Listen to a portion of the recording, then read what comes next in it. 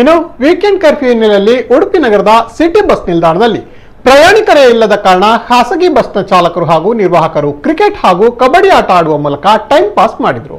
Weekend curfew ಹಿನ್ನೆಲೆ ಉಡುಪಿ ಜಿಲ್ಲೆಯಲ್ಲಿ ಸಂಚರಿಸುವ ಬಹುತೇಕ ಬಸ್ಸುಗಳಲ್ಲಿ ಪ್ರಯಾಣಿಕರೇ ಕಂಡು ಬರಲಿಲ್ಲ.